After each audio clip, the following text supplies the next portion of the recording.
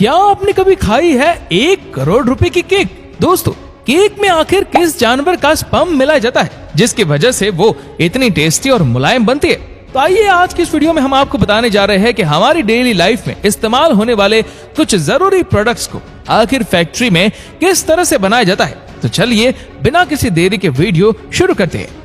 Number 1, cake making process. दोस्तों, cake बनाने के लिए सबसे पहले स्केच स्पॉन्ज तैयार किया जाता है। फिर इसको बनाने के लिए बहुत सारे अंडे लिए जाते हैं। फिर इन अंडों को एक एक करके कंटेनर में फोड़ा जाता है। फिर इन एग लिक्विड को एक मिक्सिंग मशीन में डालकर मिक्स किया जाता है। इस लिक्विड में थोड़ा सा मैदा मिलाया जाता है और थोड़ी देर बाद इसमें शुगर भी मिलाई जाती है और इसमें खुशबू देने के लिए इसमें फ्लेवर्स भी मिलाए जाते हैं। इसके बाद ये मिक्स होते हुए एक क्रीमी पेस्ट की तरह दिखने लगता है। फिर इस पेस्ट को छोटे छोटे मॉल्स में डाल दिया जाता है। फिर इन मॉल्स को एक रैक में रखकर बेक होने के लिए ओवन में रखा जाता है। कुछ टाइम ओवन में बेक होने के बाद ये स्पंज पूरी तरह से तैयार हो जाता है। फिर इन सभी स्पंज को इनके मॉल्स से निकाल लिया जाता है। फिर इन स्पंज को कटर की मदद से पतली पतली स्लाइसेस में काट लिया जाता है और इसके नीचे और ऊपर वाले पार्ट को भी इससे अलग कर लिया जाता है। इसके बाद तैयार किया जाता है केक को डेकोरेट करने वाली क्रीम को। इसके लिए क्रीम को एक कंटेनर में लिया जाता है और फिर इसे भी मिक्सिंग मशीन में मिक्स किया जाता है। अच्छे से मिक्स करने के बाद ये क्रीम एक फॉर्म की तरह दिखने लगती है। फिर इस क्रीम को इस स्पॉन्ज के ऊपर लगाया जाता है और एक दूसरे स्पॉन्ज को फिर इसके ऊपर रख दिया जाता है।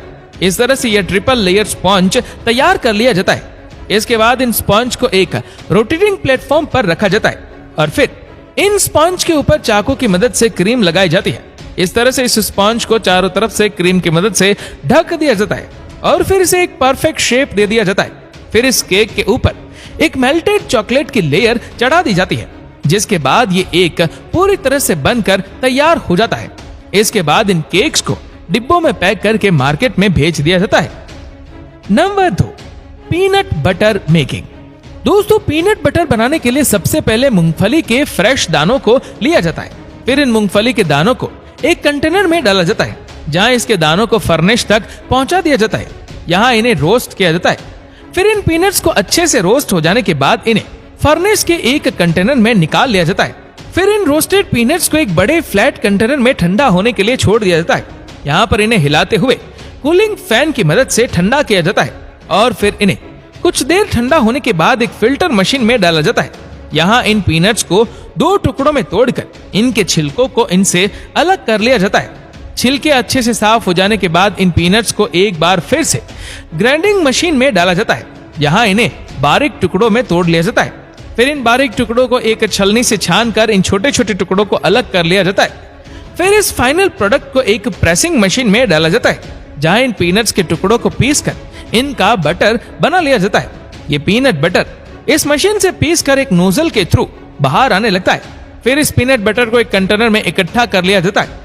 फिर इस कंटेनर से डायरेक्टली ही पीनट बटर को कांच के जार में भर लिया जाता है और फिर इन कांच के जार को एक मशीन के नीचे रखकर इन्हें सील करके मार्केट में भेज दिया जाता है।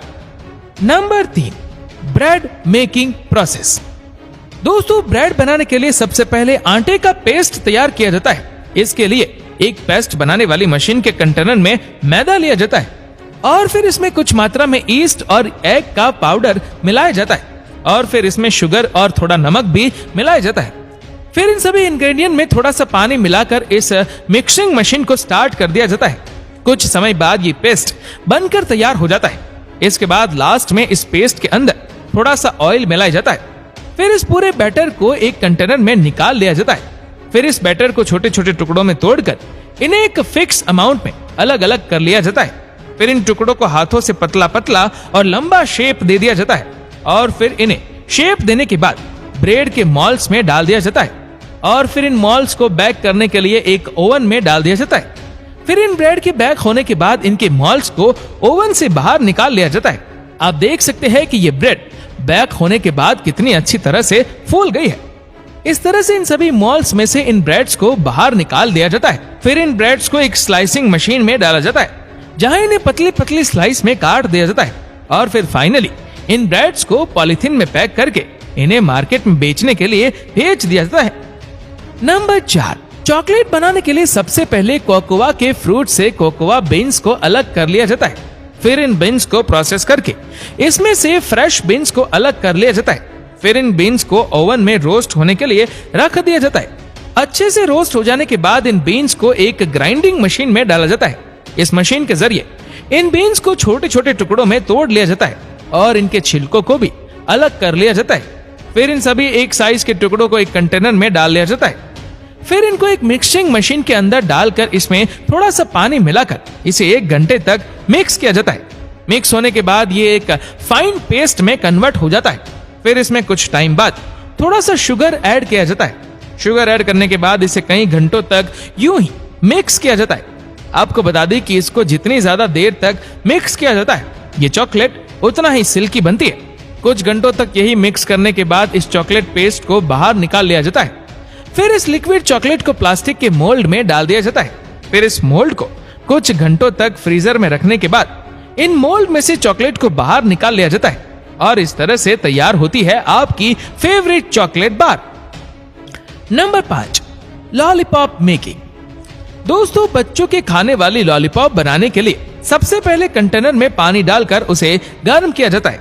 फिर इस पानी में शुगर को मिलाया जाता है और फिर इसके फ्लेम को तेज कर दिया जाता है। जब ये शुगर वाटर मिक्सचर आपस में बॉईल होने लगता है तो इस बॉइलिंग लिक्विड में ग्लूकोज सिरप को मिलाया जाता है।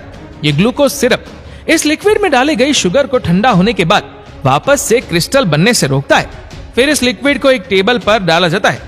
फिर लॉलीपॉप को कलर देने के लिए इस लिक्विड में अलग अलग कलर पिगमेंट डाले जाते हैं। इन कलर पिगमेंट्स को फिर इन लिक्विड में अच्छे से मिक्स किया जाता है। इसके बाद इस लिक्विड को कलर के हिसाब से अलग अलग टुकड़ों में काट लिया जाता है। सभी कलर को अच्छे से काट लेने के बाद इन्हें अच्छे से मिक्स किया जाता है। अच्छे से मिक्स करने के बाद इन कलर्स को अलग अलग तैयार कर लिया जाता है। फिर इन कलर्स को आपस में मिक्स करके एक कलर पैटर्न बना लिया जाता है और इसे घुमाते हुए इसका एक रोल बना लिया जाता है। फिर रोल के आगे वाले एक हिस्से को दबाते हुए इसे पतला कर लिया जाता है। फिर इसके आगे वाले हिस्से को काट कर हटा दिया जाता है। फिर इस पतले वाले हिस्से को खींच कर इसे कैंची से काट लिया जाता है, जिसे काटने के बाद इसके 2 हिस्सों को मिलाकर लिप शेप में लॉलीपॉप बना दी जाती है और फिर इसमें एक प्लास्टिक की स्ट्रॉ भी डाल दी जाती है। फिर इसे थोड़ा सा शेप देने के बाद ये लिप शेप की लॉलीपॉप पूरी तरह से तैयार हो जाती है। तो दोस्तों, कुछ इस तरह से बनती है हमारी फेवरेट फूड आइटम्स। आपको ये वीडियो कैसी लगी हमें नीचे कमेंट करके जरूर बताएगा और अगर आपको वीडियो अच्छा लगा हो तो इस वीडियो को लाइक करेगा, शेयर करेगा ज्यादा से ज्यादा लोगों तक। और ऐसे ही और भी इंटरेस्टिंग वीडियोस को YouTube पर देखने के लिए नीचे कमेंट सेक्शन में लिंक दी गई है, जिसके ऊपर क्लिक करके हमारे चैनल को आप सब्सक्राइब करें और बेल आइकन दबाएं ताकि हमारे हर लेटेस्ट वीडियो की अपडेट आपको मिलेगी सबसे पहले। धन्यवाद।